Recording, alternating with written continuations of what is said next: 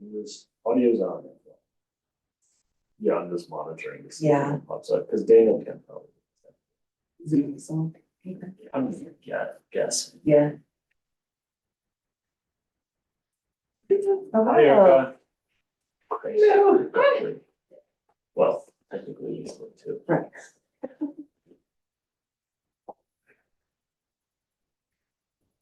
This is when we see. It's the new season, I guess. Yeah. We'll never stop. We won't get winter, we just get. No. This one is.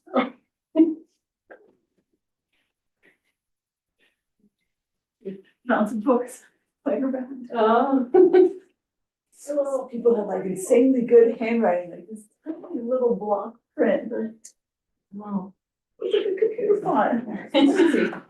Hello. Hello. Glasses, those are fun. Thank you. I totally forgot that it was St. Patrick's Day. I was doing the glasses. You have green fancy ones? Of course you do. I have some, I actually have some, yes, that would work. Yeah. But I'm speaking as Miss Margaret Robbins tomorrow at the library's annual meeting.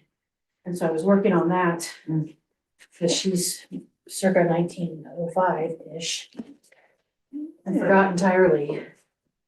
Change your glasses for St. Patty's Day. You still have the necklace on. I do. Do something.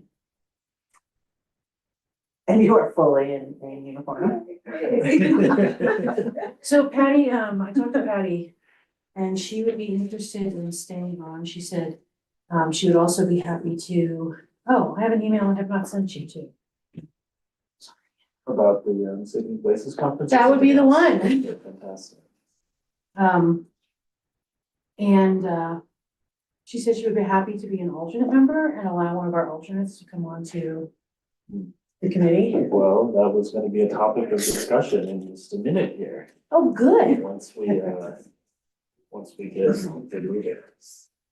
And I'm hoping that Daniel King from the Hot Springs pops on either in person or via Zoom to kind of talk through things. I saw those. That's cool, it's getting some grants together. Yeah, and they have a big plan for property. It's really cool that they're doing geothermal grant because I think that is fantastic and historic plumbing. Right.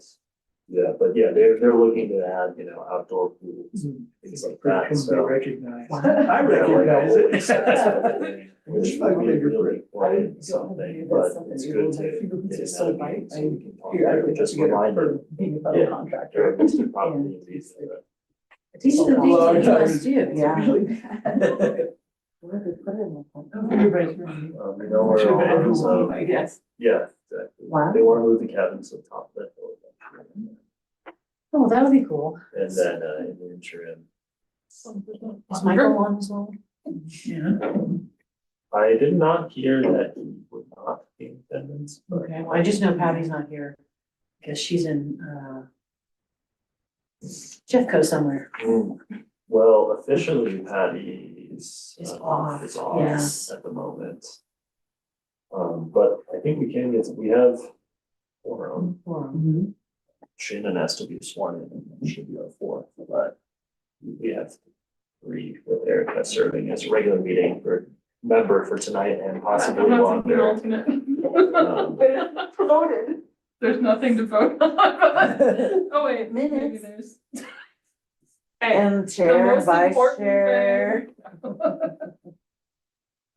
Well, independently, I mean, we could maybe take a vote on if we want to support the Hot Springs requests, but. Yeah, we should We make should. a motion, yeah. Absolutely. Let's see, someone just hopped on. Grim. I'll Oh, good. promote him to a panelist here. Since we have to square Michael and I was trying to get in a little bit of time.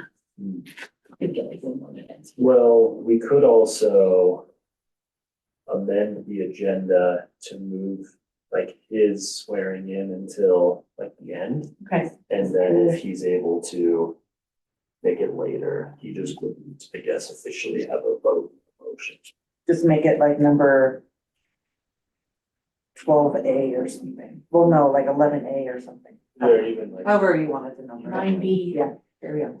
Nine Sounds B good. will be fine. All right, I'm gonna go ahead and get started. Hi, David, can you, hear us okay here in the room? Hi, everybody. Yes, we're good to go. Sorry, I can't be with you, but sort of with you in spirit. Problem, we can hear you fine as well, so. Yeah, great. All right, we will call to order the regular meeting of the Idaho Springs Historic Preservation Review Commission at 6:03 PM. We can start with roll call, please. David Grimm, Here? Erica Dubek, Here. Clark Strickland, Here. Shannon Glazer. Here. Vice Chair Michael Davenport, Chair Lisa Manifold. Here, thank you. All right, I have an agenda before us. I will take a motion to approve the agenda Tuesday, March 17th, 2026, with the amendment to move swearing in of Michael Davenport down to general updates. Everybody's speaking Oh. once. Agreed. Second. First, wait, we need it first. Third. Oh, oops. I said I would take them, and I can't. First, You'll make the Oh. motion? yes. Oh, wait, am I allowed to do that yet since I'm sworn in? No. Shoot. I'd move it. There we go. I'll second. And Disaster. now, Oh, and- second. And David, officially for this meeting, because there's just 5 of you here, you are a regular voting member. Okay. So, Get a second. Sorry if I missed it, That was thank you. Erica. All right, Do I've had a motion. and you want a second. roll call or, both? We can just do, raise your hands and say aye. All in favor? Excellent, thank Any you. opposed? Thank you. All right. Let us do the swearing in of our reappointed members. Martha Davenport is moved to section 9, so leave Shannon Glitcher. Second vote again. Will you come stand at the podium, please? Very efficient. Fancy. And it's long worded, so I'm gonna break, so if it's odd times, I apologize. Okay. Okay, just repeat after me. Okay. I, Shannon Glazer, do solemnly declare and affirm that I will support and uphold the Constitution of the United States, I, Shannon Glazer, do solemnly affirm that I will support and uphold the Constitution of the United States, the Constitution and laws of the state of Colorado, the Constitution and the laws of the state of Colorado, and the laws and ordinances of the city of Idaho Springs, and the laws and ordinances of the city of Idaho Springs, and that I will faithfully perform the duties and that I will faithfully perform the duties of Historic Preservation Review Commission Board Member of Historic Preservation Review Commission Board Member for the city of Idaho Springs, for the city of Idaho Springs, upon which I am about to enter. upon which I am about to enter. Excellent. Welcome again, Shannon. It's here. Want to keep it down or want to move it back? I think we could move this back. Actually, Michael, come this way. Time for you to get sworn in. Good evening. Hi. Will you please stand at that side of the podium?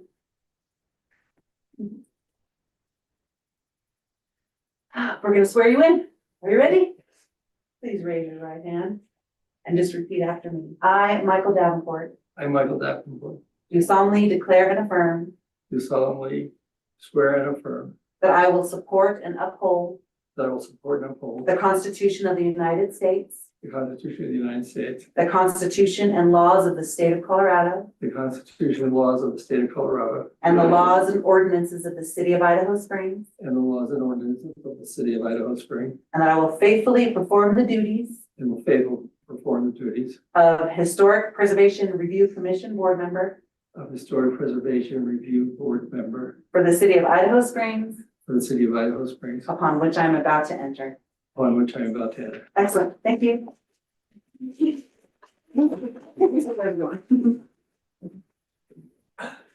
All right, that moves us to number 5, appointment of chair and vice chair.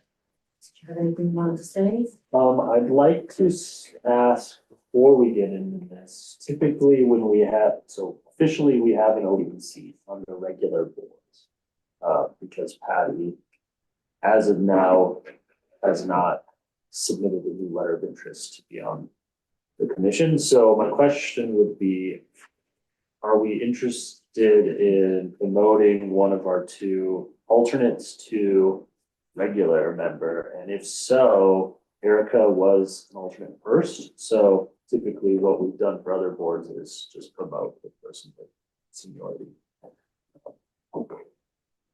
I think that's appropriate. How does everybody else feel? I agree. Yes. You can do it for so long. Okay, well then we will officially, Erica is now full-blown. That's all it takes. we don't have to swear anything Yeah. or anything. You are officially a member already, so we'll just now, if Patty or someone else comes and wants to be a member, we'll just have to take the alternate. The alternate spot. No, because you were already appointed by council, so moving from alternate to regular, you would have to go through council. Council has already vetted your qualifications.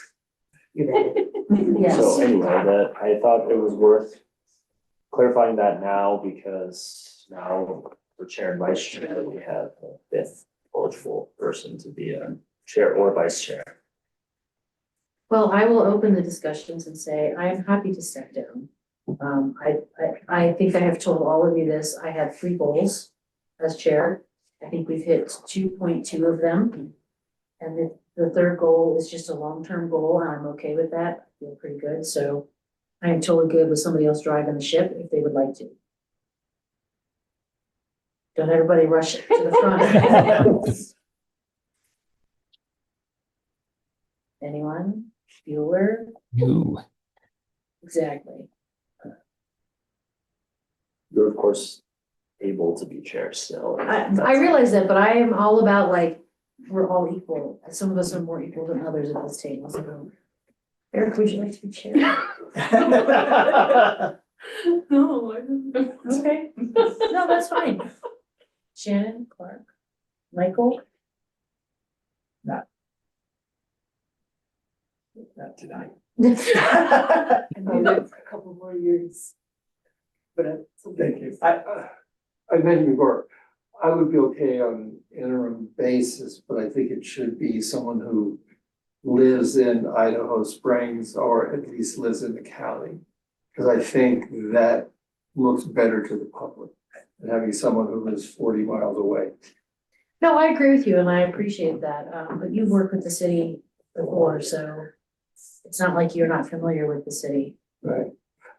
So I'm vice chair, but like I said, I didn't have a problem with filling in, but I think the permanent appointment ought to be a citizen. Well, if no one is just frothing at the mouth, I will be happy to continue as chair until someone says off with their head and is ready to step forward. I don't have a problem with that. I just never want anyone to feel like if they would like to go in a different direction or take, actually, you can do that. This is not a dictatorship. Overthrow you as chair. You know what, it's hard when I go, oh my God, here you go, have a chance. Right. You know, this is a pretty jovial group for an insurrection.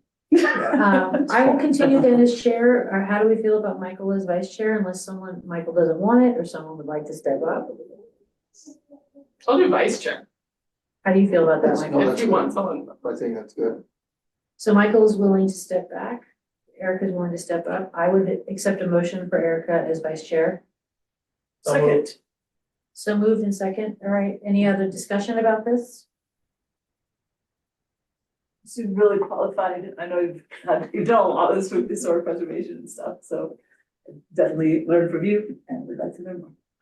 I just have commission meeting PTSD, so really was. That's, you know what, the nice thing is, Wonder is fantastic, and we'll hand you this.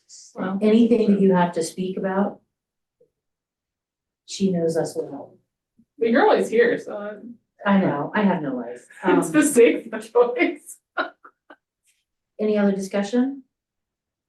Then we will take a vote. This one, I think we should roll call. Okay, and this is for Erica to be vice chair. Yes. Being Michael's back, so David is back to alternate. Alternate. Okay. Sorry, David. Sorry, David. Nope, Okay. nope, I'm in full agreement of that. Sounds good. Is it for your reappointment also? Oh, well, would it be for my reappointment? I have it ready to then- take a motion also. Then we can retract that motion and make that motion again Make to appoint, to appoint chair and vice chair. Chair and Thank vice you for that. so moved. And Shannon was the second. For Erica, right? And Yes. for you to sing? Are you seconding me as well? Yes. Okay. So much for insurrection over in that corner. This is very agreeable. Okay, so we'll roll call chair first. A motion for chair, right? You would like a roll call? Sure, yes, I Okay. would, for this one, I would. Okay. Erica Dubik. Clark Strutman. Aye. Shannon Glazer. Aye. Vice Chair Michael Davenport. Aye. I'm not gonna call for you to vote on yourself. That's fine, I appreciate that. And Well, he could if I'm not voting. Right? David Grimm. Yes. Vote aye on that. okay, that's right, because he's now back to an alternate. But I'm the Yeah. alternate, right? So If there's not five of us voting, if one steps aside, Then then you need. he's And you're not voting. going to, so I'm calling again. Okay, are we ready? We are. For Vice Chair. Okay, roll call. David Grimm. here again, Clark Strickland. Aye. Shannon Glazer. Aye. Vice Chair Michael Davenport. Aye. Chair Lisa. I think. All right, congratulations, Erica and Michael. Thank you for your service. I appreciate that. All right, moving right along. Do we have any public comment? Is there anyone online outside of David? Nope. I don't see anyone. No, Daniel. I was hoping for Daniel. Is there I might anyone? shoot him. Okay. Any conflict of interest on our upcoming subjects? Not gotten any. All right, I will take a motion to approve the minutes of July 22nd, 2025. I have a couple of slight corrections, which we can go through. Do you want to make a motion first and then discuss? Yes, That was make a motion. council. Yeah, make a motion, second, and then we discuss it. No, I'll move that we. I will second. Okay, Then if you want to give Miss Wonder the corrections. I wrote them down. you wrote it I down? did. Well, I wrote them down. too, Okay. so here they are, so. So, page 2, the 8th line says Commissioner Clark instead of Strickland. That happened a couple of times, so I've, noted those and we'll, change those. Page 3, the applicant, the line says as the, not they, so it's the instead of they, so it reads mad. Page 4, 4th line again, Commissioner Clark. Also, there's a typo in paragraph 2, line 1 on page 3. Sorry about this, let me go down here, find this, let's see, page 3, paragraph 2, line 1.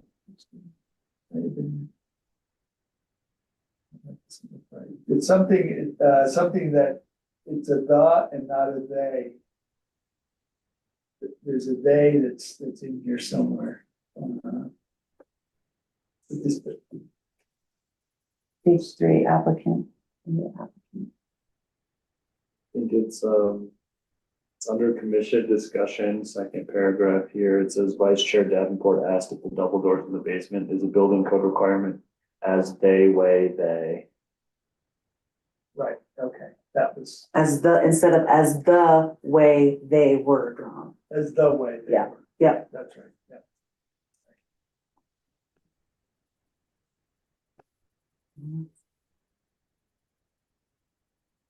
That's Only one other one. Okay, So sorry. that's okay. It is, hold on.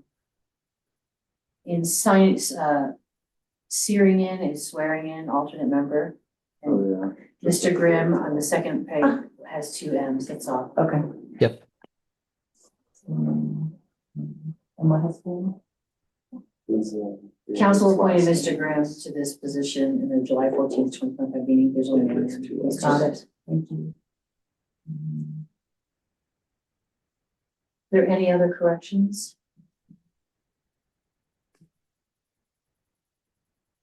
Hearing none, we will do a simple raising of hands that we accept the minutes. All in favor, please raise your right hand and say aye. Aye. Any Aye. opposed? All right, thank you. All right, that moves us along to general updates. Okay, and I was just emailing back and forth with Daniel. He said he's on his way. Okay. I don't know if in person or on Zoom, but I'll look out either way. Oh yeah, here we go. It's like, I'm gonna promote a new panelist now and then we'll get that. Most of the general updates or in my report are just for later on. I just combined everything. But a few things to note from the report and one thing not to report. Zion Lutheran Church, they are still working to be ready to apply for a COA. I've run into some issues with where the right of way line is, so we're working through that and before we take action on ramps and those sorts of things, which we talked about last time. Still again, working with that potential residential designation on Wall Street. They're still interested. They've just been very busy, so we haven't gotten there yet. On Carlson, the developer who's been under contract is still, they're planning on moving forward in the next month or so with their final development plan. And to note on that, of course, is it's within our 2-block buffer. HPRC doesn't get a review, but it's something that I will make sure at least chair and vice chair are a referral as a kind of a historic expert, I suppose, and it will be something I'll keep you updated on because that is part of the review and there's potentially public comment opportunity in the like. So we'll see how that goes. It's a housing project that would be for affordable housing. So If I may, I think that inviting some public comment on aesthetics with this one is not a bad idea. I don't know about you guys, I've had a lot of questions about this. People were really concerned what it's gonna look like, so if we have the ability to do some public comment, I don't think it's a bad idea. Probably don't want it to look like the new field house apartments, just. That, in the that middle of can't, town. though. That doesn't fit into No. our design guidelines with the buffer. That might be what they're worried about, like. Yeah, I it doesn't look like that. honestly, I think they are. Does it look like the design from about a year ago, or has it changed? at least from the concept I saw when we met for a pre-submittal, it's changed from a site plan standpoint somewhat.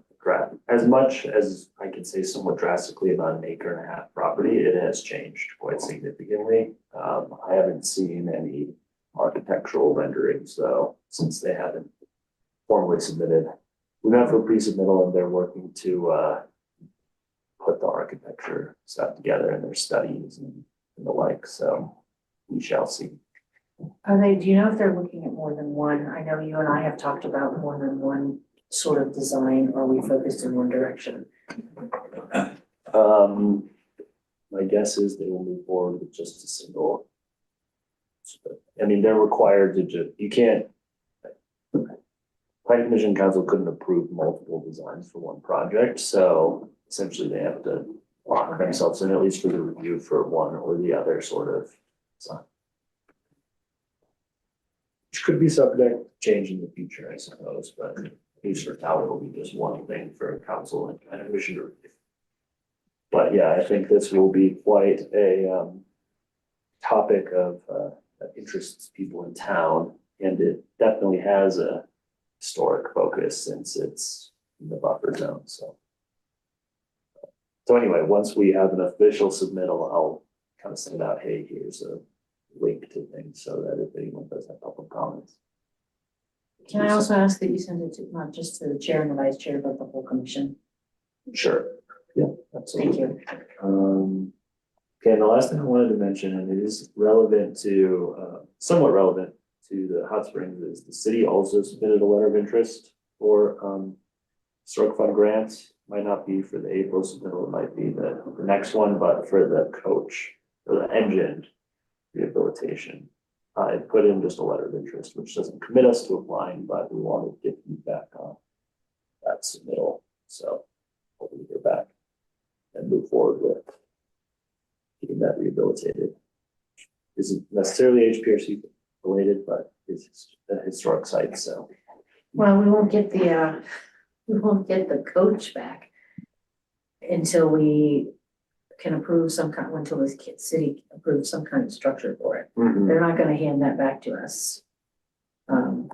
As much work as they put into that, nor should they, I'm not saying they should, it should stay there where it's protected. Right, and earlier or last year, I guess, we had gotten preliminary design of relocating them both to like where the parking lot is now, but there's been some talk of the potential of just using some Excel funds to underground the line behind the building here, which would mean we could leave it where it is and not have to do all the site work associated with it to build a structure, which maybe could be cheaper. So, And sites and facilities for its next quarterly meeting, which is in April, has asked staff to provide some information on sort of what are all the different ideas that are being thought about, what could be done regarding the locomotive and the coach in terms of where it might sit, what kind of shelter or temporary cover, and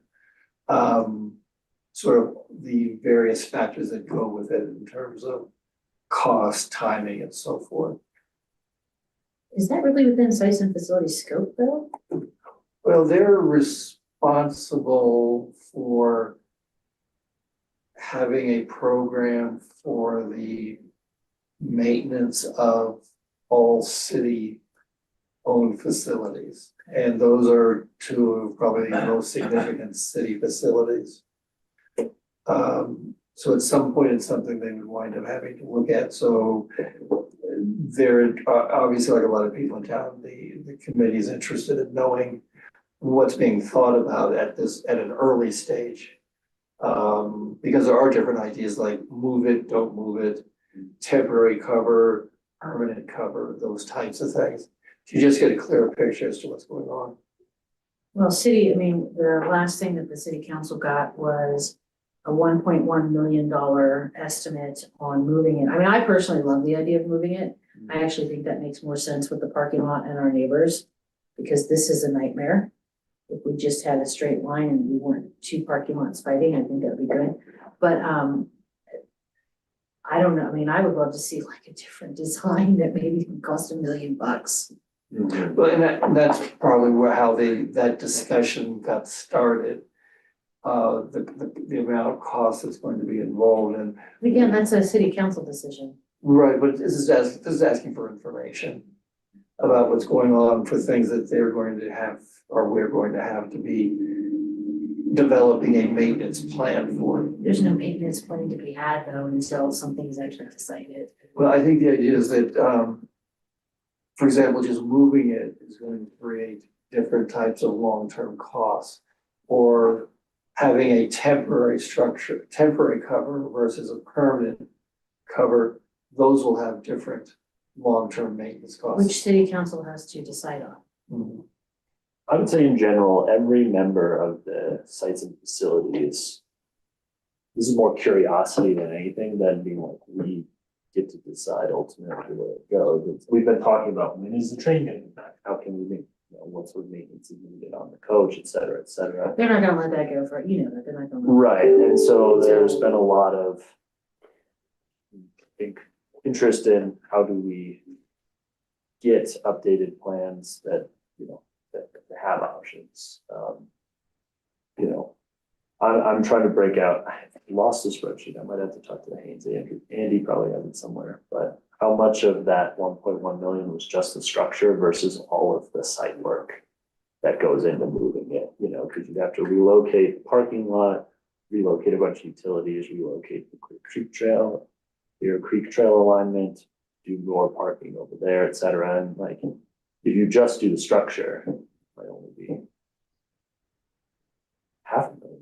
Yeah, I don't know. I actually not thought that was just the affordable, structure, because the structure was pretty substantial. but it might be. I didn't think that it Yeah, that's necessarily included, like, included some landscaping, but I don't think that it included like the moving of the Right. trail or the cost of the parking lots. I could be Right. wrong on that, though. It's been a while since we looked at that. Right, it's that, right, it's been too long since I looked at it, but yeah, if that is only the structure itself, then you're like, well, now it's That's- a $2 million. What kind of project. structure is this that it would be a million? So it was like brick posts and then iron and, I don't know what it's called, like underneath the roof, the iron structures, the iron truss. Thank you, the trusses. And it was very period appropriate, like turn of the century appropriate. So they want it to look like a depot, in other words. Yeah, it was So- actually beautiful. It's like I mean, I'm not like knocking the design. I remember thinking, as much as I liked it, it was really pricey, you know? If you've ever been to Breckenridge and seen their train with their structure, I would say it's like a fancier version of the Breckenridge train structure, which is just wood and metal roof and the like, which looks very nice still, so.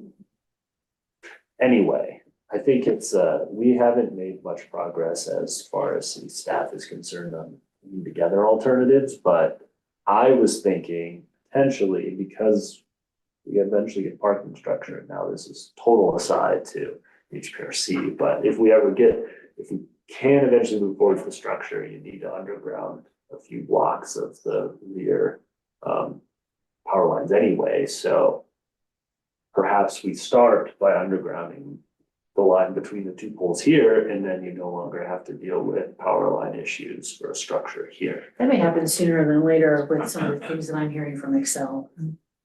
One would hope. So there may be an opportunity, because there's a lot of reasons to move it over here, including just like aesthetics and the whole parking issue and conflict with the neighbors potentially, but if you can save substantial costs by leaving it where it is, that might be the solution. So anyway, that's Well, we also don't have $1 million when we have a $10 million water main, so that's kind of the other problem. yeah, but we also want the coach back sooner rather than later, you know, We so do. it's like, how do you figure out, even if it's a temporary like tent or something that people can still see it, but it's protected, it's worth talking about, and that's a 10-year fix or something. So anyway, more to come on that. I'll keep you all updated just because it's an interesting challenge that we're working through. That's all I have for now, for general updates. And I saw Dan join, so Hey, Council, how's it going?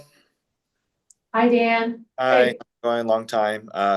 This is Dan at Indian Hot Springs. I sent out an email to Dylan, hoping to get a letter of support for 2 grants that we're going after with the historical or history of Colorado, which is going to submit for April 1st, which is continuing building A's exterior work and some of the, I think, plumbing, very minor though.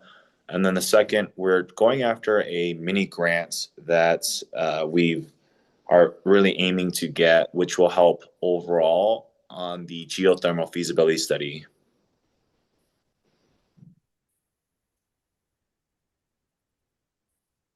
and I had drafted 2 letters, support drafts. I would want to update them based on commission feedback. I'll also put something in about us taking formal motion and then it would be signed by you, Lisa as chair, if we provide support. But yeah, I thought it was good to have Dan here to provide any other context of perhaps future development and what it looks like and the need for a certificate of appropriateness potentially and all that goes into that, so. Well, let's start with the first letter, which is the letter of the support for geothermal feasibility study and assessment of historic plumbing infrastructure, mini grants. Commission thoughts? I think it would be I think it'd be worthwhile supporting it. Yes. Is exactly part of like the historic character, like since it kind of counts as utilities, like how does that? You know what, Dan? Yeah. Might have you might have a better history of like how the springs came to be. I know what I've heard, I don't know if it's the truth. Sure. So here's the interesting thing. The historic side of it is kind of an unknown right now, and the feasibility study would actually show the full true nature of the current system.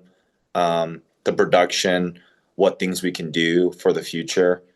I did do a privately funded phase 1 feasibility study that got us hit points.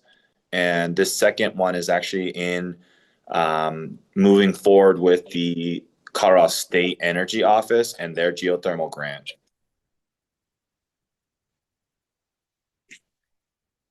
Does that help, Shannon? Yeah, And I think when we initially listed this site a few years ago, we had talked about potentially whether just the waters themselves contribute to the. like where it comes out of the ground, you mean? I think I remember that too. Yeah, because there's two. Dan, aren't there two springs? Yeah, and where you guys pretty much did the whole area does cover where the 2 current wells would be. I can I'm not sure if I sent you that hit map, Dylan, but I can totally email it to you. But basically the study showing that above the mountain a little bit to the east, which is also still in that area, would be the most efficient 2 new wells. But again, we need to have the second and third feasibility study to like show the full structure of it and also not to impede on anything else. Shannon, and well, I'll just put the question in my terms. The plumbing that we're talking about is it both natural and conduit, man-made conduit, or are we just talking about the human, the conduit, the piping that carries the water either from a well into the facility? I'm just trying to understand Sure. what changes will take place here, and are there historic aspects of the plumbing at present that need to be sacrificed for operation or that need to be considered? Yeah, it's an interesting thing. So because when I was doing the grant as well for this, it's all a discovery of the current historic well system that's in play. And then honestly, just making sure that it's going to be well preserved for the future of this resort.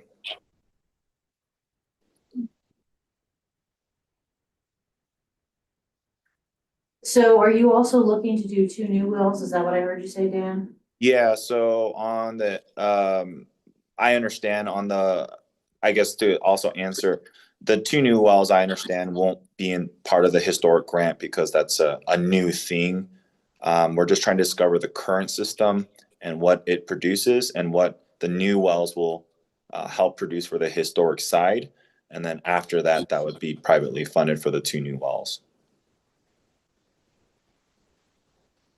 I think there's been a facility there that has utilized these for, I think it was like 1870s.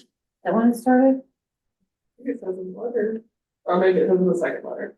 You saying the second one? Building itself, I mean, it dates back further than that, but the building itself. 1877, yeah.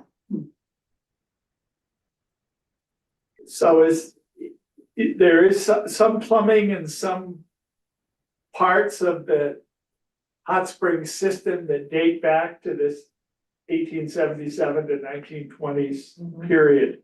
100%. Yeah, we have not discovered or touched anything that has been in play. And I don't have any information of how they decided to drill there. When I went to the Hot Springs conference back then, they said that the statement was drill, baby, drill. So nowadays, obviously, with so much technology and LiDAR and with a lot of oil people coming in to the geothermal side, we're able to find hit points that are way more efficient. One of the biggest things that I do want to mention, it's a little overconfident, but everyone I've showed the geothermal results just from phase 1, they feel like this is going to be a game-changing thing for the town itself and possibly a renewable energy source. So will it require the replacement, I guess, of the historic stuff that's there if you're drilling new wells and new plumbing?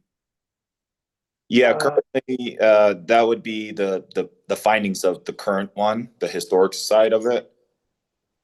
And what is wrong with it and what could be better produced. So what I'm hearing is that if this study from the mini grant shows that you don't need to replace it, then you maintain it as is, right? Or just make improvements as needed, rather than replacing the whole system. Yeah, we would just find every findings of exactly what we even have. You know, like for instance, it's been already 3.5 years since I took over, and the consistency of that well has changed dramatically each year. I'm adjusting the pumps every day, every hour, depending on the snow and the melts and the sun. So we have no clue. I am just I wouldn't say winging it. I am just watching by myself. Right. I guess where my questions are coming from is that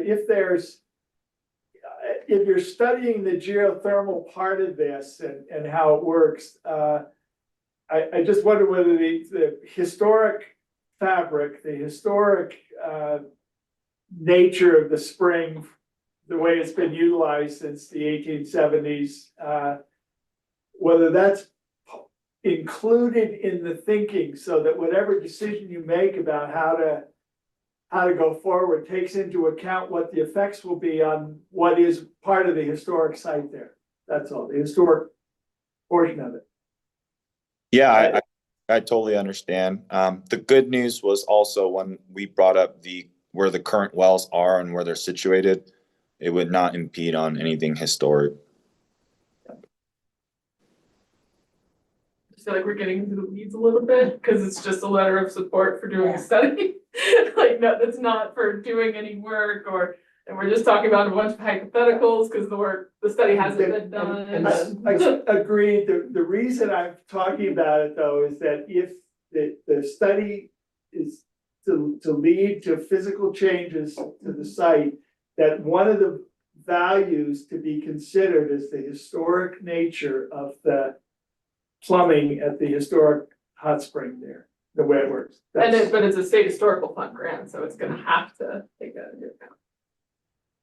Actually, everything was talked about in terms of the aesthetic and historic side of things. So it would not impede on anything.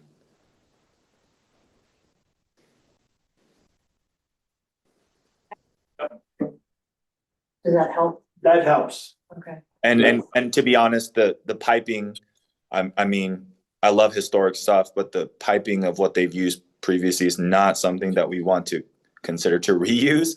And that's probably one of the leading issues that we do have. So there's going to be more efficient stuff for sanitation reasons and better resources to get delivered. And there may be health reasons. Yeah. Well, in terms of what kind of pipe it is. This was asking if it counts as historic, because it's, For example, this lead pipe, you wouldn't want people to, even if it is historic, you wouldn't want people to continue using lead pipe. Agreed. I understand that, but you might want to have that information about how that was done in the 1870s as part of the historic development of the site, that information is captured, studied, documented.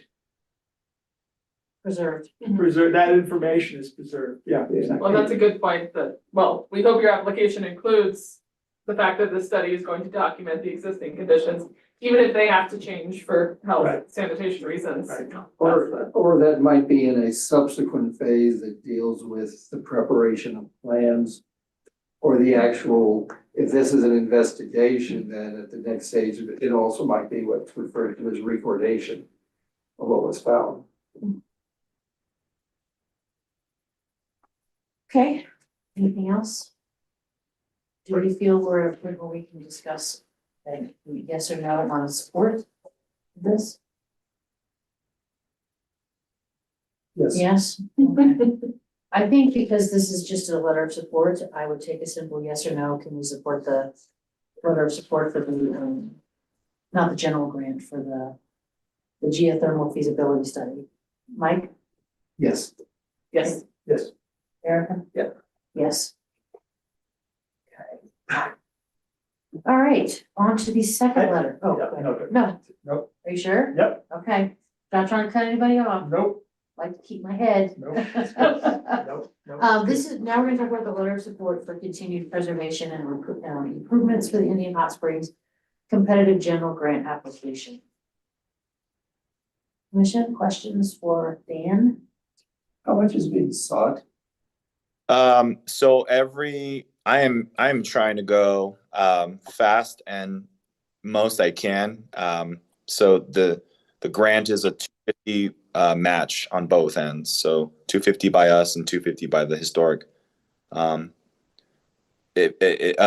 April or the first one first one was all about drawings, construction docs, etc. And the final, the second one is actually starting to physically get done. I think in May with just half the windows and doors and treatments like that.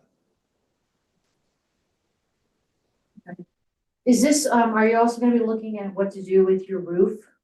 This is part of so how we're attacking this, since we do want to make sure we're staying in business and not really affecting. I mean, that was one of the biggest things that preservation asked, is they want us to maintain business and not impede on too much.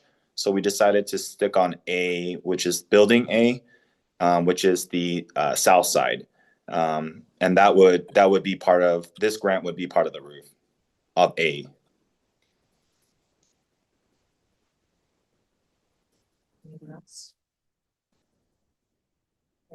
Am I missing where this details exactly what this grant is for? It's. I'm sorry? Oh, can you tell us more exactly what this grant application is gonna cover? Yeah, so building A was 500,000 went to windows, doors, and trims. Then it actually just continues to finish off building A. It's semi-vague just because we haven't got priced out on everything, and we are using WCG, who's also doing the gondola. But it's really just to finish off that one section. Again, more roof, more windows, and more doors, and hopefully paint and trim. Okay, so it's just the next phase of your. And to be very forward, everything that I continue to do is literally just a continuation of the project, just going down the hall, basically.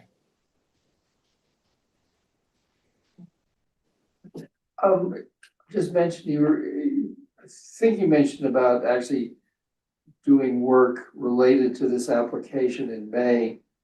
And I've thought in the past, usually their process is much slower if the state's process is much slower.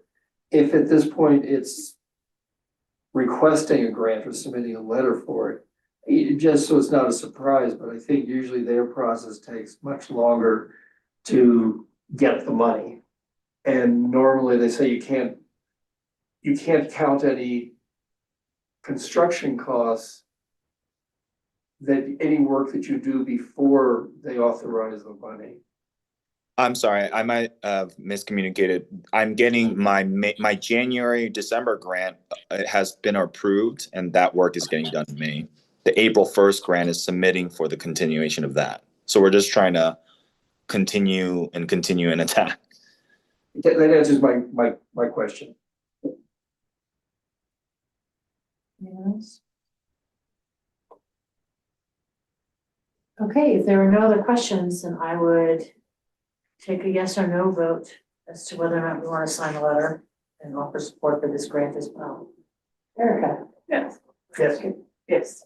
Yes. Yes, And I'll update the letter slightly just to reflect sort of a little bit more of what the scope is. Like some of the details, like, Yeah, Okay. like windows and roofing and trim. and the Perfect. like. And that we took formal vote on it.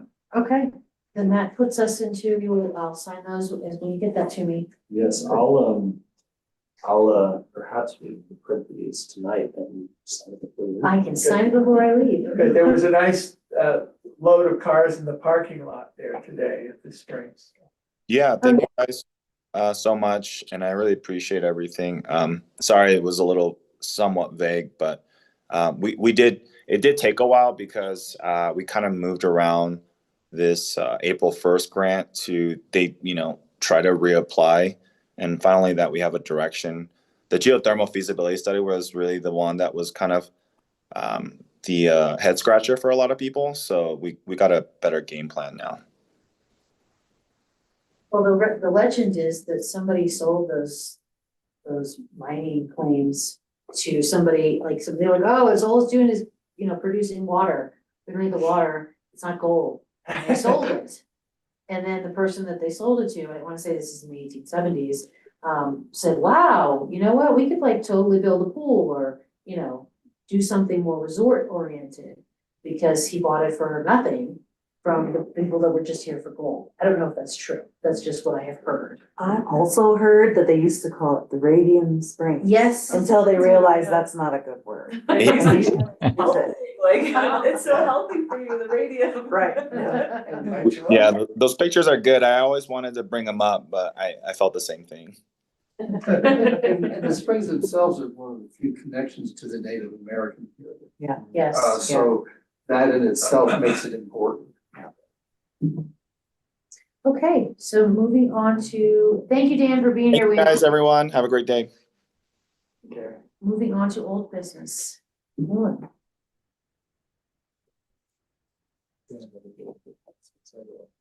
Restart resources. I think the business. Oh, I thought that was just part of your comprehensive. Right, yeah, I just put that on the work session, that way one could. Oh, okay. Do the whole thing. All right, any other old business?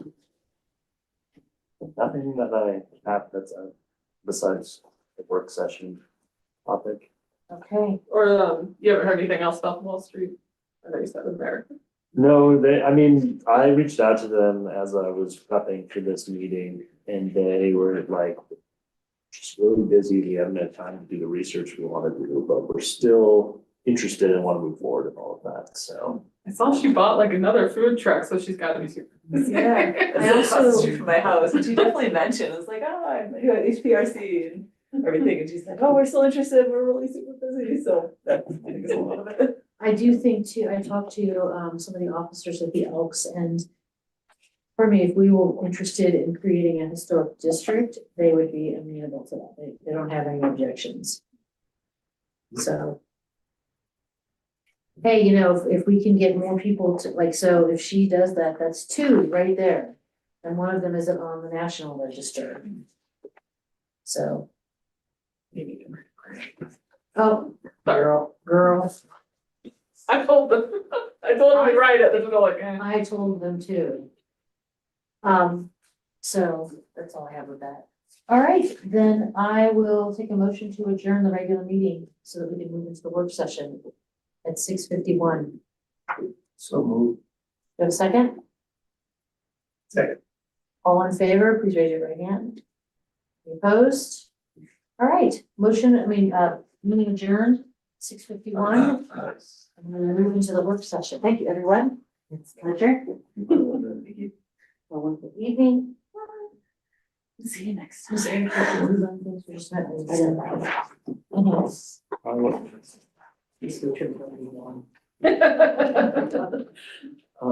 Work session. Yes, I'll do it. well, so I wanted to just give an update on the comprehensive plan because we haven't met in a while. And, we haven't had a regular meeting since July 22nd, 2025, so thought it was a good opportunity to talk about progress to date. I've incorporated quite a lot of feedback from this commission into the goals and all of that. I presented where I'm at so far, which is no, I don't have any formatting basically, but I presented it to planning commission to see what thoughts they had, and they really didn't have any thoughts, which is why I think it's beneficial to have this group continue looking at it and see if there's things to add, things that we should be focusing on more. One of the big changes from last time you would have looked at it is I attempted at mostly Mike's suggestion, which was a good one, to kind of break things up into more categories so that they're more easily able to be, addressed, I suppose.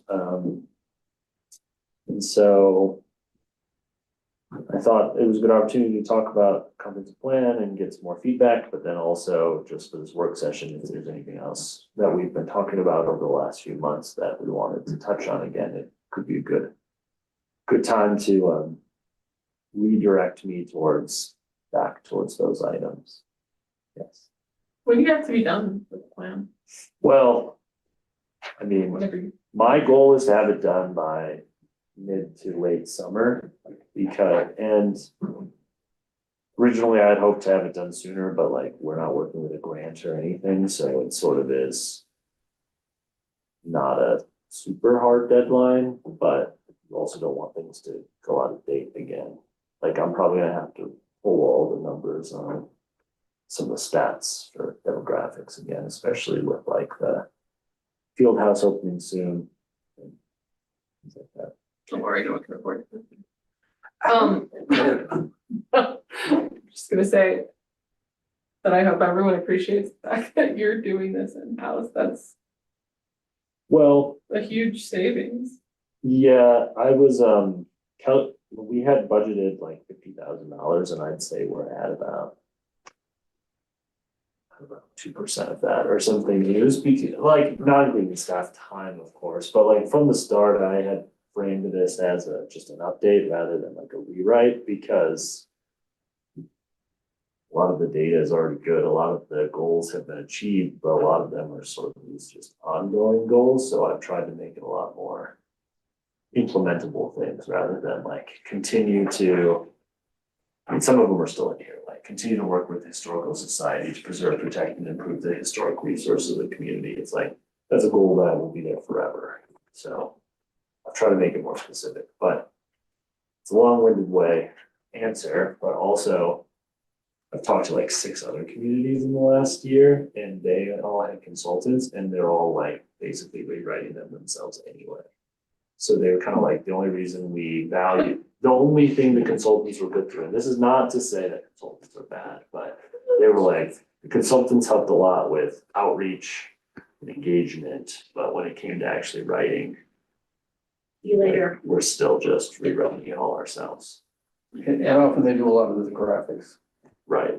Yeah, and that's the thing. I haven't really done any graphics yet for the most part, so that's something. I mean, even if you paid someone to do the layout and everything, Right, it's still such a huge. that's sort of my thoughts. Anyway, I was just saying, isn't that great that he's doing the plan update? That's a huge savings for the city. No, I think I think we have to, but also, did you guys see Dylan when he was down on Minor this summer? And we had that week where it was the locals day and he put the comprehensive plan out. There's a lot of interest in it. I think people really want to know where are we going, because a lot of our comprehensive plan was based on building the parking garage. We still have money sitting there, CDOT supposedly has money sitting there. I don't know that the parking garage is being built. There are federal funds that have to be. So Or earned through for that. we have 6.3 million. CDOT sorta said 6.3 million. They keep saying we're not in the business of building garages, but it's always kind of been there. And then we applied for a $24 million grant to do the whole downtown from feds. And the feds said, yeah, no. And then when the city said, well, hey, what happens like in 2026 if we apply? And the feds said, nothing, you're not gonna get it. So that's what I have given to understand. Okay. So I think, I mean, we have 2 choices as a city. Do we keep trying for this grant, or do we look at what we have and find ways to improve the downtown? How much is the parking garage? Parking garage, 3 or 4 years ago, was $13 million.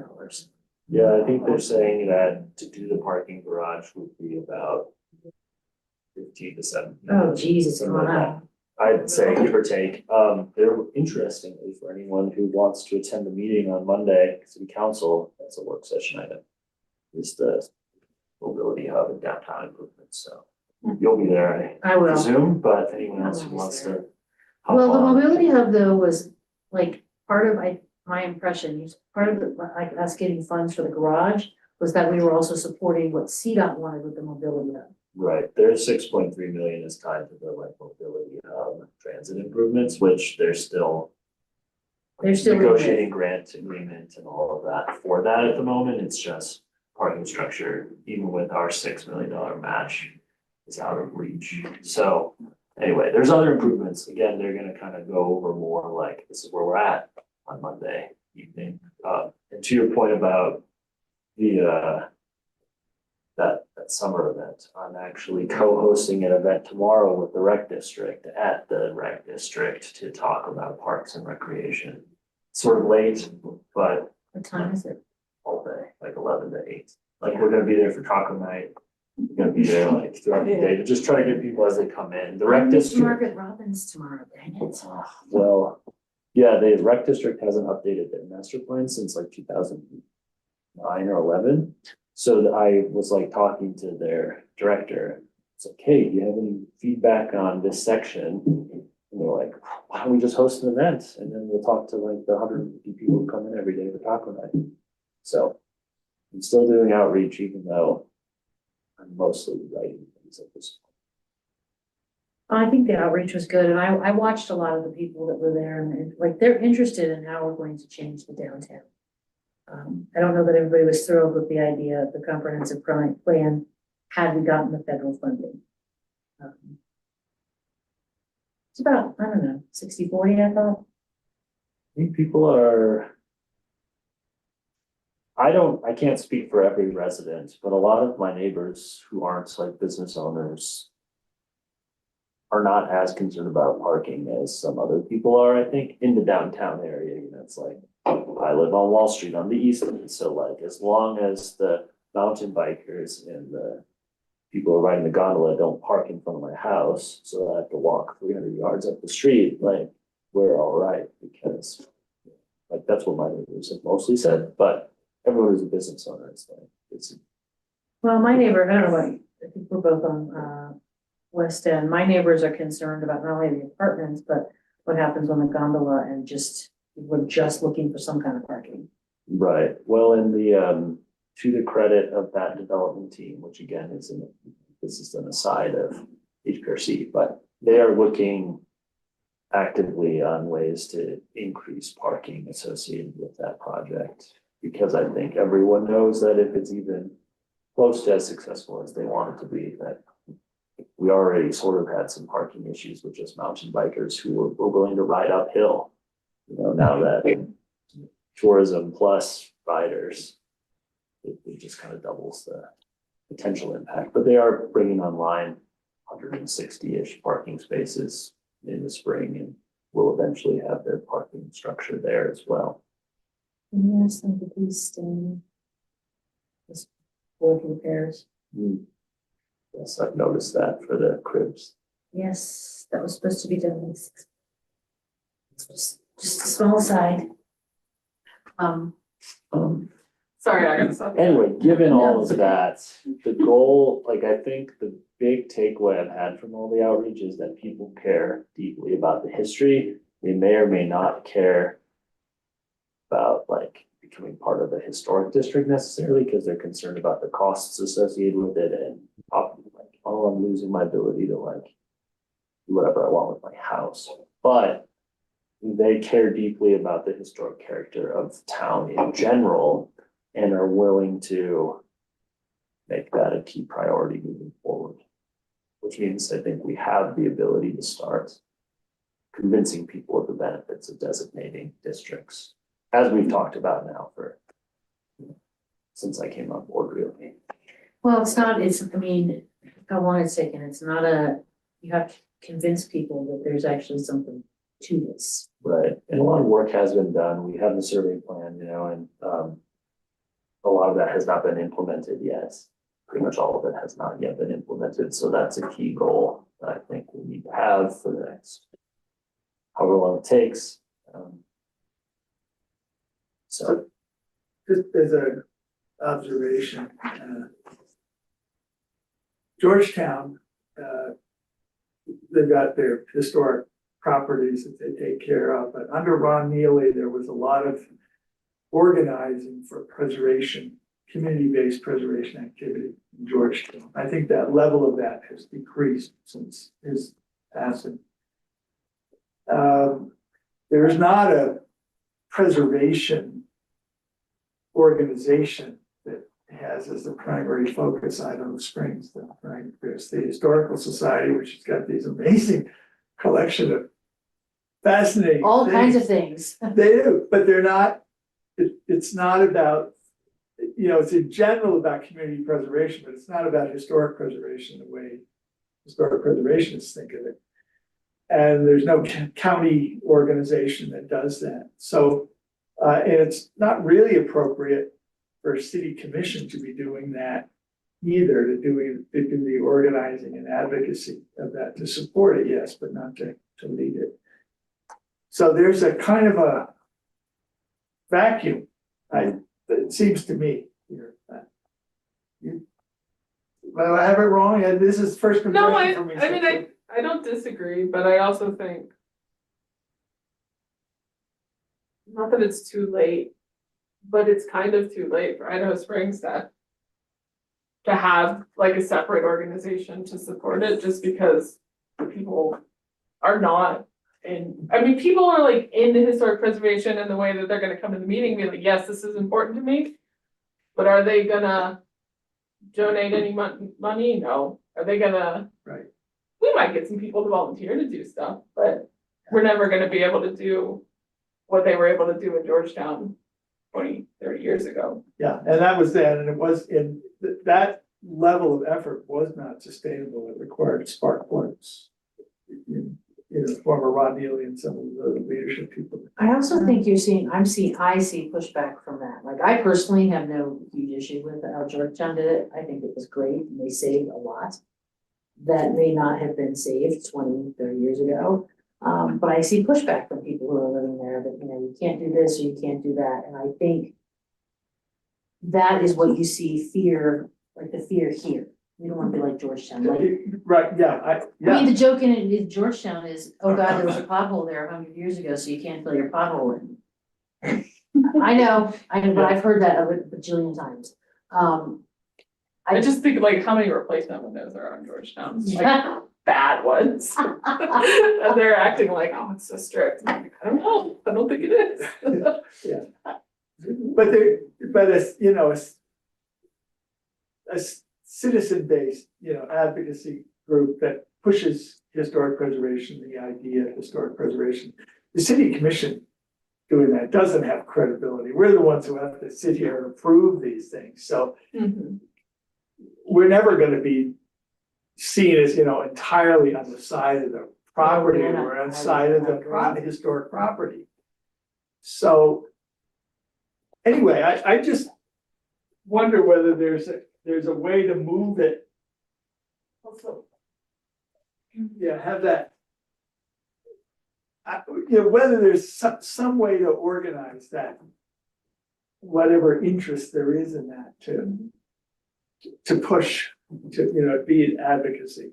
And I don't know the answer to that. It requires people to see the need and, to step up and do it. I think Idaho Springs is probably too small to support it just by itself. The county, maybe not. I mean, maybe there's more opportunity there, but I don't know.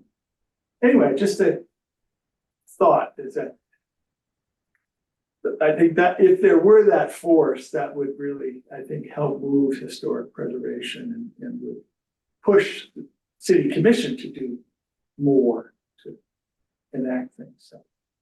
So. Something we discussed at the conference, which has the same end goal but a different method, sort of grew out of earlier comments about what is it that we're doing that benefits citizens of this community? And I think that discussion was really started by, okay, could one of the hose houses be used to store tools that people could borrow?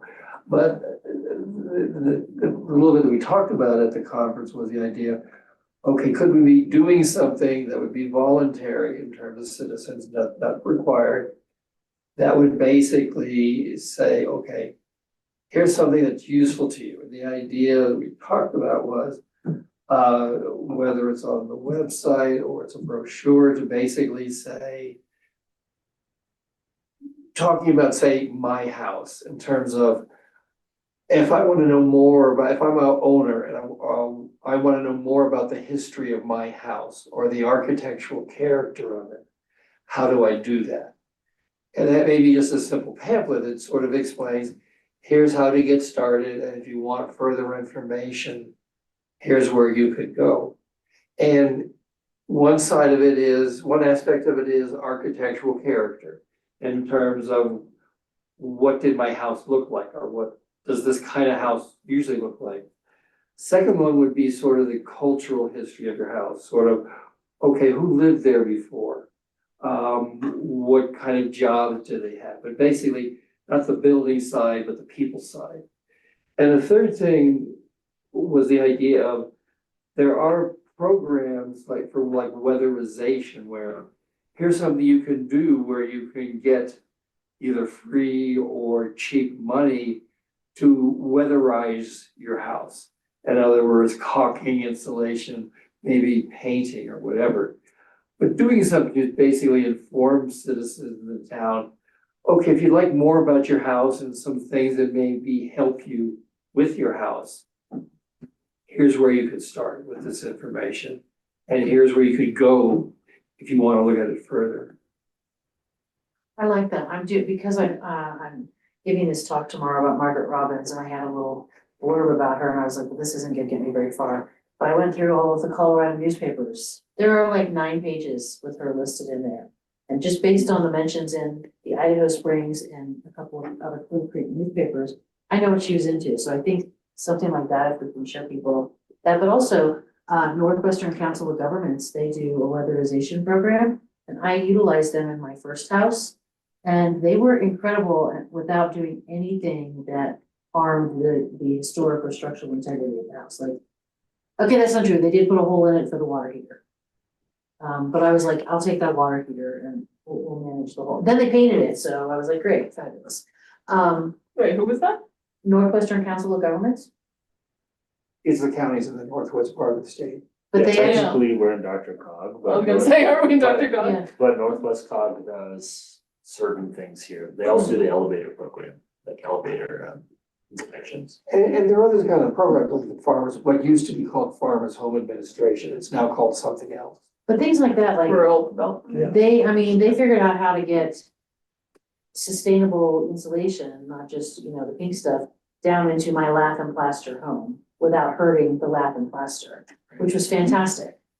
So I like that idea. And I think so from a goodwill standpoint is, this is all voluntary stuff.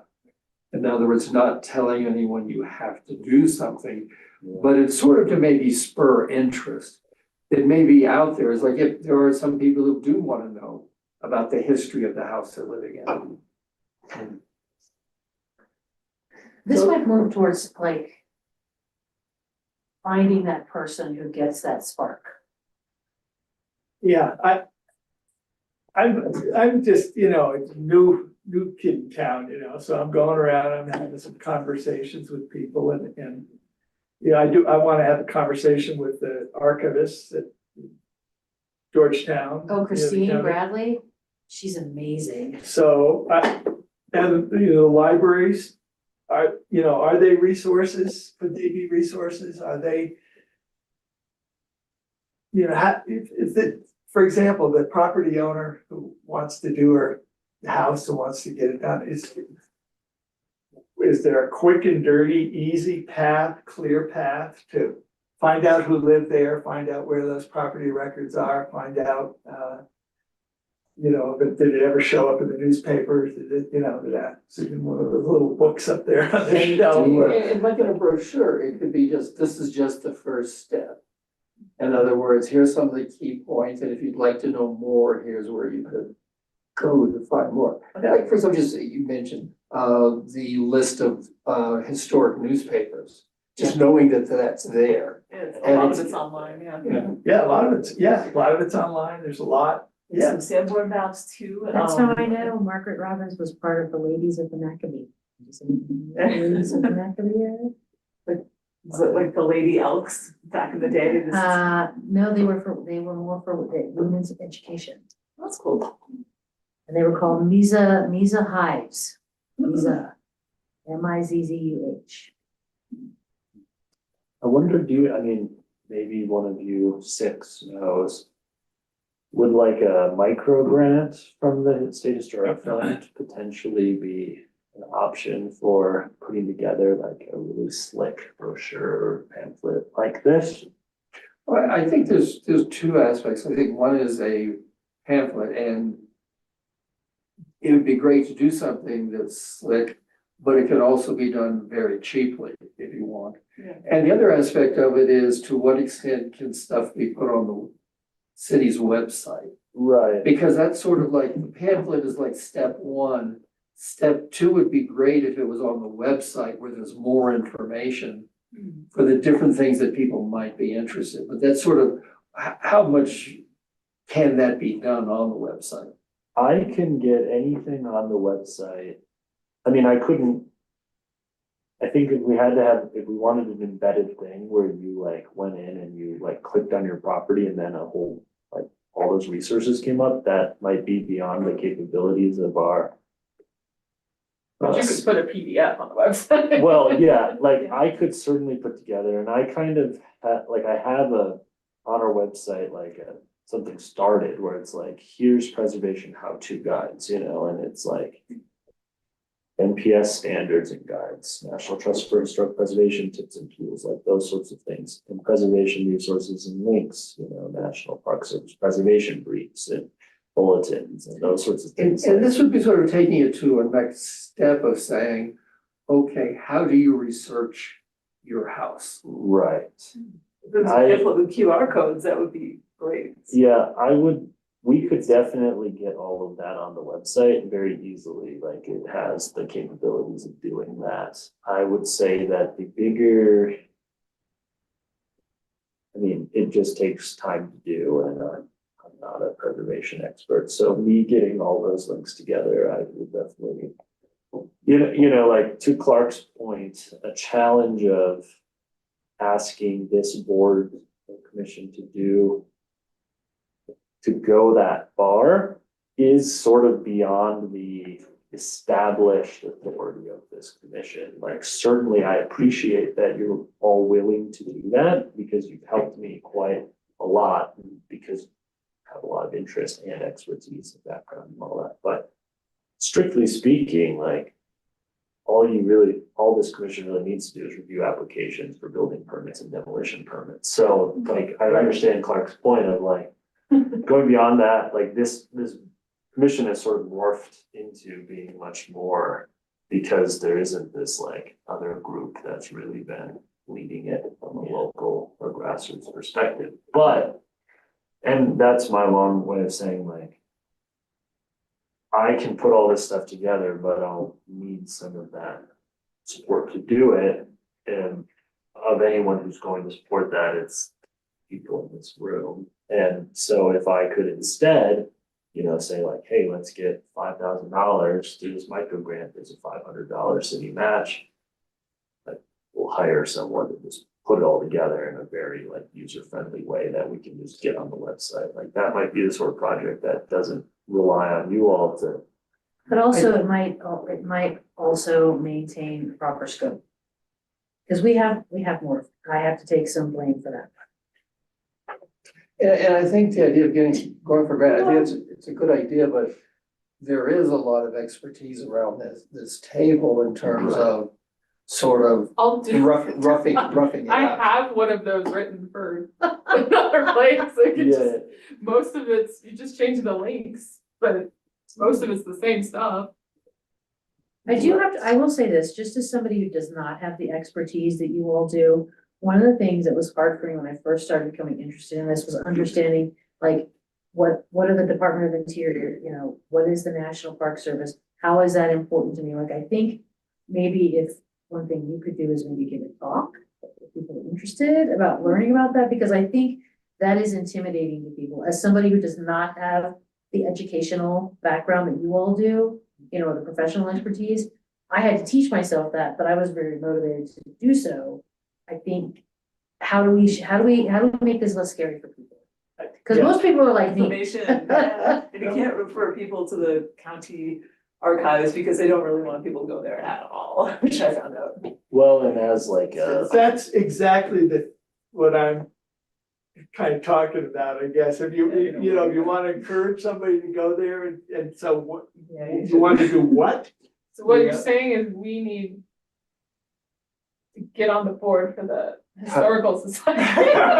Well, no, because I don't think I don't think they've got the wheels, the desire, the interest. the Exactly, focus to that's do why. it. No, I will say this, when, prior to this, like when Chi was on the board, there is a metric ton that she did, her tapes, like her interviews, the collections, if you saw the back room at the Historical Society, it is bananas.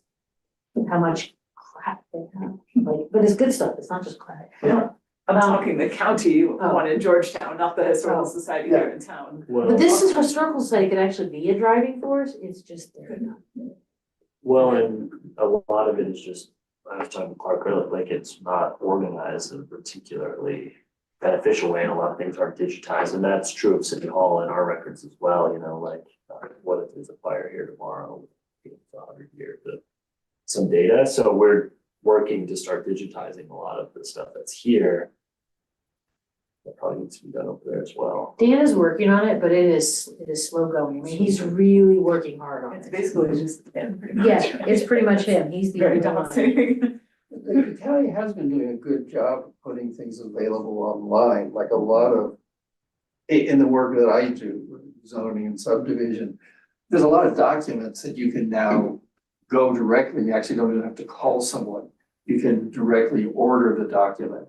And sort of knowing that, which most people don't know, that if you're looking for an old subdivision plat, you need to find it, you sort of need to know how to find it, but you don't even have to talk to someone if you want to buy a copy of that plat. And there's stuff like that they've done, and also with the GIS. They've done a lot, now their data's getting pretty old, but it's still a lot of information, physical information they've got about the county, roads and buildings and property and so forth.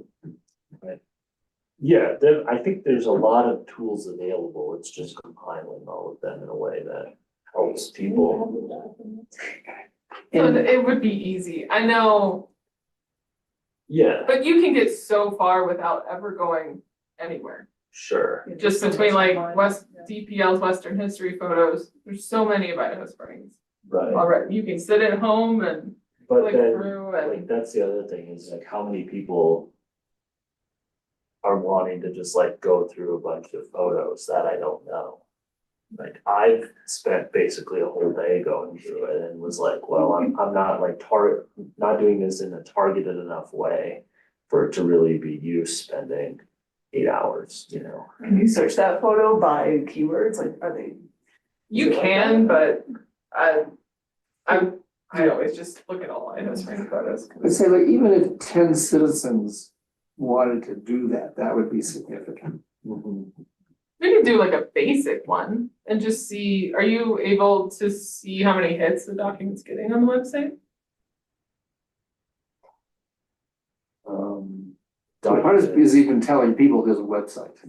Well, yeah, that's true. Often I get the same calls about 9 times a day sometimes, and it's all stuff that I could, that takes me 30 seconds to send them a link, you know, and then they're like, oh, great, I got the answer. So it's like they just didn't Google it properly or just thought they to pick up the phone instead.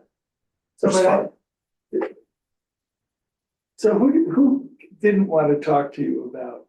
Well, it was I the mean- county archives, and they did send me some stuff. I don't mean to make them sound like really awful. or No, no, anything like I that. just- So they yeah. send me useful stuff. They just, I would have liked to have gone there and looked for stuff myself, but they were very anti that. Anti- The one, like the actual county archivist or the folks at the Georgetown school, I think it was county archives, so it might have been the archivists. which we no longer have, so. Definitely won't be here. Yeah, I only dealt with them during COVID, and at that time, it was extremely limited in terms of getting any direct information or how long it would take you to get an appointment to actually look at the archives. So I'm willing just for the fun of it, to just try, to see what I could, you know, what I could find out. I think that, New in town, wanna, yeah, well, we could put together the base level, like, here's all the stuff that's available online, that's gonna be probably similar wherever. And then, yeah, follow it up with Idaho Springs Historical Society, archives in Georgetown, I guess the school, not the county archives. And the other thing with. well, or both. I mean, are they, I thought it was one of the same. The schoolhouse is the county. Well, Yeah, No? see, Yes? the county's not involved. no, but isn't the library buying the old school? And the city is buying the old Johnson Library? Yeah, that's, I think there's plans for a new library in Georgetown, No, the library can't afford that. but I think they got plans though. No, oh, so they're, because the last I heard, they were buying the old school. And maybe that's what that's what the plans are for. Yeah, because the John Tomei Library needs like $3 million to make it better as a library, but for City Hall, because if you think about where Georgetown City Hall is, Georgetown City Hall moving to the Tomei building would be a huge upgrade, because that's City Hall is. well. I think for myself, I'm just, you know, and I'll report back what I find out, and I'd like, you know, want to know about researching a house and what's, you know, what do we got? That'd be awesome. What are the resources here? What does it Well, look that's- like? maybe we should all independently try to go research our house and these places. That was what And I'm just come back trying to with do. the consensus. Well, actually, to start with would be the brochure you've already done, because that would list the kinds of things to look for. Yeah, like, we're gonna get on the Sanborn maps, we're gonna look at the parcel data, we're gonna go on the county clerk's web. Well, Right, and website, and go back and look at the deeds and. yeah, and how are you gonna feel? If this person comes in, if that person comes in, if that person comes in and wants to look at things, you know? and- Yeah, I think that's worth working a little bit and seeing. Well, eventually, I would like to get our historic civic pride to the place where we do a like holiday tour of homes, where there are people who are like, our homes are so fab, we would love to show you over there. Everybody buys a ticket, it goes to some charity, and we have 3 weekends of like the holiday tour of homes. You've got a lot of hated bicycles, not hated, resented bicycles in town. How about the town bicycles doing some of this on a bicycle tour? House to house to house. The other thing, That is an awesome idea. the other thing with Dylan mentioned about trying to do a, you know, really good brochure, that's the type of thing that there are institutions like the library, the school district, and businesses that might be willing to, would be interested probably in distributing that. Because it's, and the visitors bureau, because it's all a matter of more stuff that people have to look at in their town or when they visit here. Well, I look at that too, because I know that Dylan is looking at like doing wayfinding, and I know there are interests in like tours of Idaho Springs, historical tours. They do seem to have a hard time getting off the ground here. But I know when we would have that grant for $25,000 to do the digital tour, which hasn't been finalized, but we are gonna work on that. But like not only the digital tour, but you know, oh, are you interested in the homes of Idaho Springs? Like, that can be a whole section, the homes of Idaho Springs. It's one of the things that brought me here. I love the homes here. Um, And there's actually a very large number of homes that are intact yes. from the 19th century, that from the 2022 survey, there's enough buildings that were put in the high category in terms of they haven't been changed that much. But you know, I found when I was running for city council and I did door to door, I can't tell you how many tours of homes that I got. People were, I mean, people were proud of their homes, so I think, I like this idea that we go, you know, let's find your home. So now we all have homework over the next 2 months, go look up your home, see what you find. All I know is that the postmaster lived at my house. And one of the postmasters of Idaho Springs. Yeah, I guess I already did mine, so. So, Mine's depressing, so I can start. And that by itself is an interesting thing, is how many locations in town have been post offices? Because those were done by contract for much of American history, and so they moved around a lot. I didn't know that. Yeah, there's like Abraham Lincoln was a contract postmaster. Oh, he was. I did know that. Does that give you some direction, Dylan? Certainly, yeah, I just wanna make, you know, I That's mean, nothing for Dylan to do. Put on I Dylan. I heard Dylan say you guys are gonna do it. I know, I was like, no, that's not for Dylan. You've got your, would you send around your brochure, so Yeah, I'll see if I we can all, we can all go test it out? well, it's the topic, like, I'm not a historic preservation expert by trade, you know, I'm much more of a generalist planner, unfortunately, but very interested in preservation, so I've definitely been excited to learn from all of you and, you know, do my own research and all of that. It's just finding the time to, you know, work on the 12 different subjects that you're required to work on in Idaho Springs. Makes it hard sometimes to focus on sitting down and doing this, you know. for sure. And I wanted to mention that, to just appreciate, you know, all the things you have to do, the amount of time you do put into historic preservation. I'm It's sure. it's a lot. Well, it's important, and I feel like I'm not doing that much for it, but then there's only so many hours in the day. So I've been here since Alan was here. You were I probably. met Alan on his last day. Well, I was here when Alan was here and, he was beleaguered.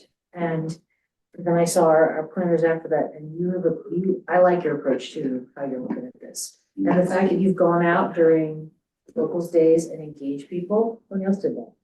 Right. Well, I think that's the biggest benefit of living here is like everyone knows me pretty much. Or at least not everyone, but then I meet them, you know, that's the thing, I wouldn't meet anyone otherwise, so. And if Janine is taking the chickens for a walk. Shouldn't have done that in a long time, but this summer, They were like little harnesses and no, stuff. she has like a little stroller that she repurposed for the chickens. I can look at the dogs over there now. Too far from you guys, but I guess I don't get quite that far to see the. No, She she said brought only them 2 of downtown. the chickens like the stroller. The other chickens do not like the Yeah, stroller. the rooster, there's no way. Oh, wow.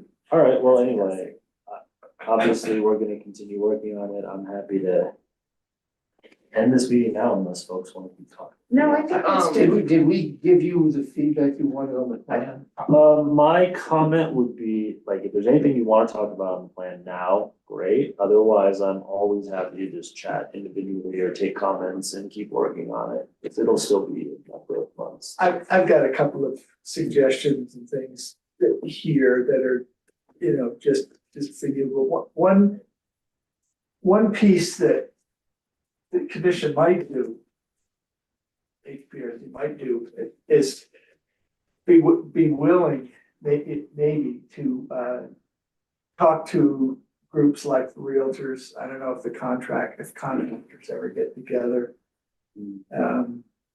They just talk about trying to demystify the preservation.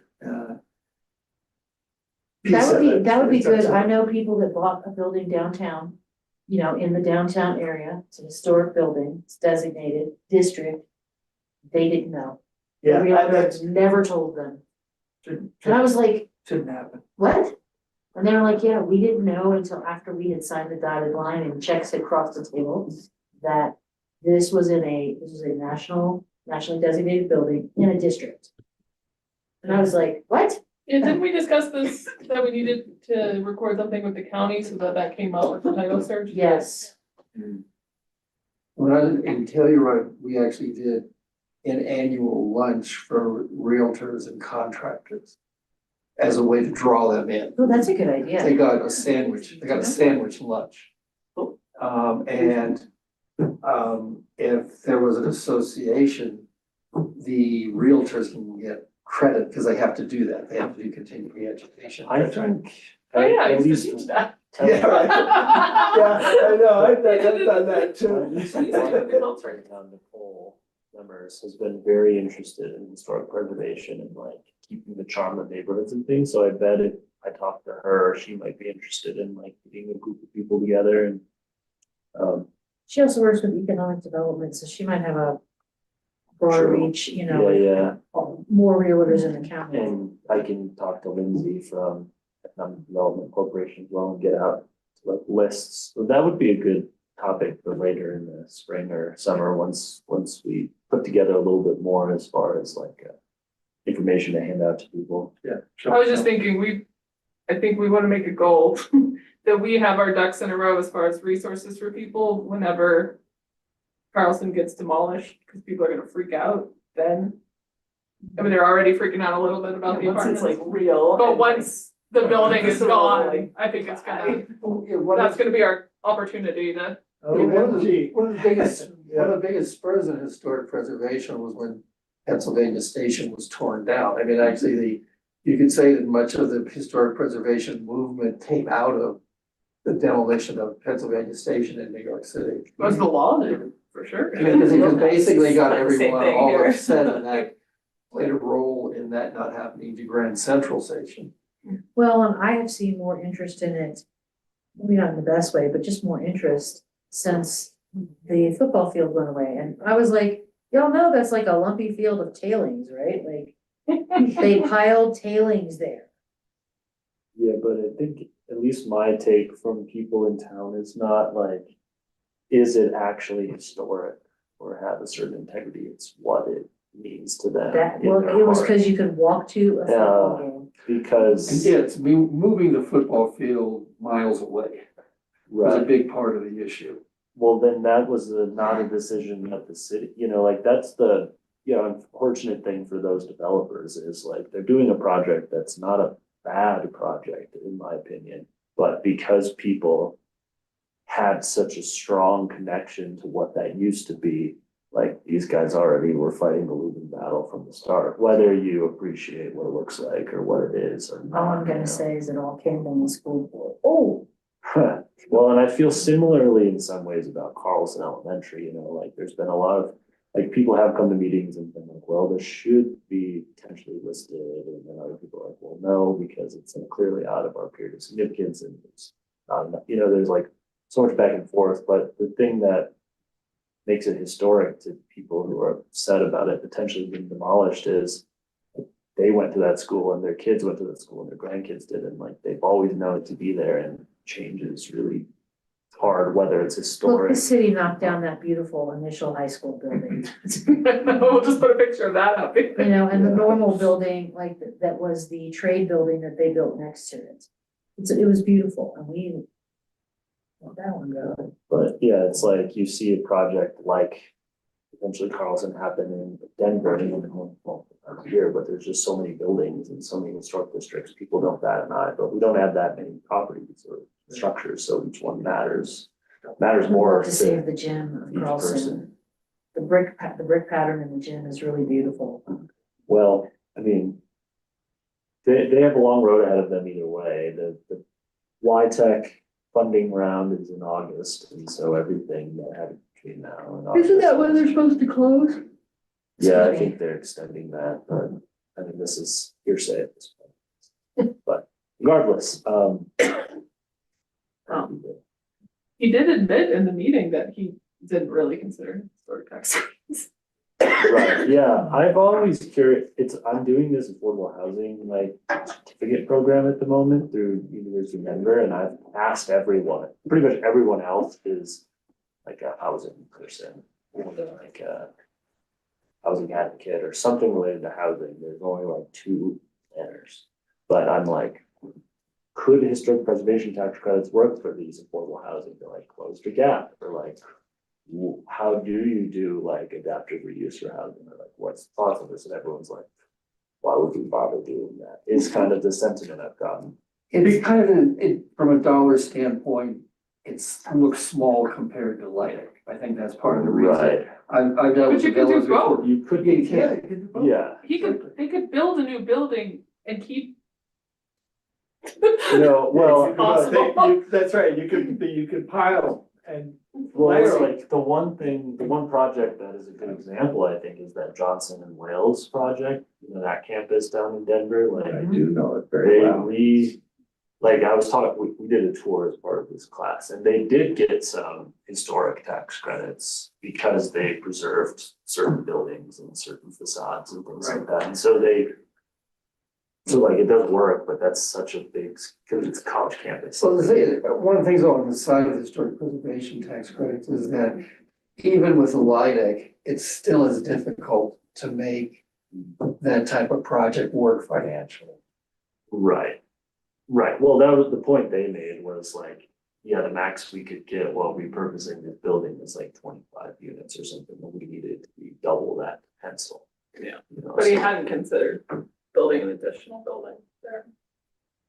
So, anyway. Well, thanks everyone. Thank you. Thank you. All right, well, I'm gonna end this meeting then, and David, great, thanks for being able to join. Thanks, Dave. No, thanks. I did have just a couple kind of questions as I was listening and getting, still trying to get up to speed on everything that's going on. But it seems like a lot of what we've talked about, you've talked about is this information, whatever that's available, and what's the city's take? What's everybody's take on maybe a little bit more intentionality? I mean, it sounds like, yeah, we're relying on people to come to the city or to look on a website to find out. Would it be overstepping or too much to take on if you took those brochures, things that we talked about, and did a mailing or tacked them on somebody's front door and said, hey, you're in a district that we would really like to have such and such, or just to provide some starting information so maybe there's a little more curiosity, because aren't you really trying to get people to, a small group in some area just to come and say, I'd like to have this designation? Is there something we could do a little bit more intentionally than just say, hey, it's out on the website? I'm sure we could send something out as part of like water bills. Yeah. As part of water bills, check with Carmen on this one. I wouldn't want the city to. I feel like if the city said anything to people about them potentially being in a historic district, they would freak out. Right. I think it would need to come from a third party, like you were saying. And I think initially is to try and make it as easy as friendly as possible. Mm-hmm. This is something about your house. Are you interested, if you want to know more about your house, here's where you can go. I mean, Yeah. we don't do this like quarterly newsletter now. I don't know how many people read it. I can read it. There's 2. 2 people read it. 3. I think there's reasonable Just send it on the readership. website. That, if we can get more people to read it, is probably the perfect place for something like this. Like, Yeah. hey, resources, like, there's a lot of historic homes out here. There's a lot of questions, Is it probably. May Historic Preservation Month? Yes. So, Hey, for Historic Preservation Month, want to know the history of your house? Here's how you get started.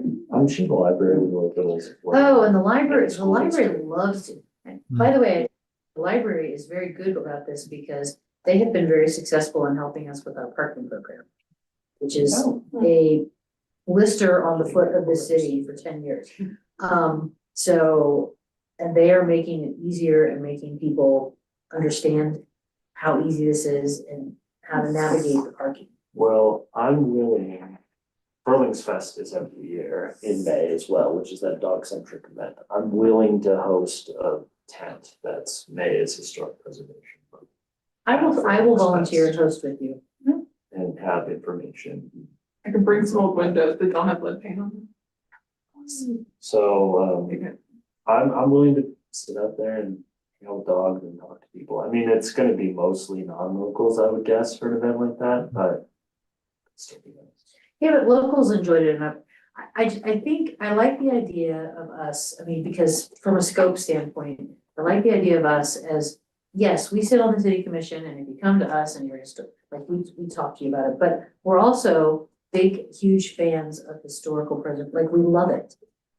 If you would like to learn more, I could probably talk your ear off.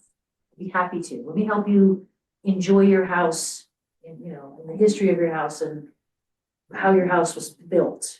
Well, that particular idea could be sort of an appropriate joint venture with sites and facilities. I mean, I'm the person who sits in for both of these, so it'd be easy for me to like have information about the city sites and facilities and how we have been preserving those and all I of like that. that. And talk about here's where they all are and, have maps and things and show pictures of the powder house and show there. I really want to get that part going. So I'm committed. I've committed myself to this event, and so I have to get my ducks in. When is it? Well, that's a great question. It's in May.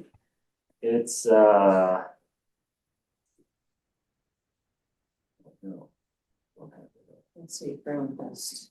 It's somewhere. Is it I on have Idaho somewhere, Springs? But I don't know if it would be up there yet or not. I will get you the information.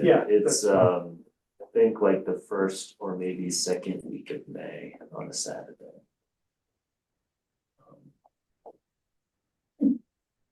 Internet does not know what it is. So. Yeah, so anyway, I will. Okay. So that's a good start. That's actually one of my other questions, yeah, okay. Yeah, I will commit to sit with you that weekend. Is it just Saturday or is it Saturday, Sunday? I think it's normally just one day. I thought it was just one day too, but it was very successful last year, so. I shouldn't have anything going on in May, so. When the booths go up on Minor Street? It's the weekend before that. Furley's Fest is like the first event to kick off the like summer season, So all- so all it'll the be stuff- like the All the first. stuff gets set up beginning in May. Mhm. Yeah, I don't know the exact date this year, but I would guess it's like May. The week of probably May 8th and 9th would be Furley's Fest is my guess, and my guess is that we like have it officially closed that weekend, but I can get that info out. What's the target date for opening the gondola? The April week- 22nd is the soft launch. Soft isn't it? launch. It might change by a day or two depending on the governor's availability, but it would be that week. And then a hard launch, I guess, would be the first week in May sort of thing. Right around the time of your, Berlin's Fest. It'll be a big weekend. I mean, it's kind of nice that there's another event going on that brings people in because then people are already gonna be like, oh, there's a lot of people in town and it's not just the gondola, which. it's gonna take a while to get used to. But It's like parking. so, and that's about the time that mountain bike season starts in earnest as well, so. That's April though, isn't it, that it opens? Oh, April 1st, I think, is when the April 1st closures is- stop. Yeah, that's when the like big one sheet Yeah. closure ends, Oh, going you down, can get up there. so, and then you can go up from the bottom. So, a lot going on, it's gonna be a busy spring, so I have to preach patience amongst residents, right? Because a lot of things have changed, there's a lot of new things, but blasting is stopping in May, End of April, that's what they said. so there won't be any more blasting. Wow. We get Edgar to stop us. They heard I was coming up today. And they You guys can hear that? Of It course. shakes my house. I'm like, I don't have a great foundation. Can you guys please stop? That sucks. Anything I else, hear it David? all on this side. David, anything else? We didn't mean to cut you off. Nope, thank you so much. It was really interesting, kind of still catching up, and the whole part with the definitely the hot springs is a pretty interesting project in itself. So that's been good. I just look forward to sitting across the table from you instead of across the E lines. You're here, which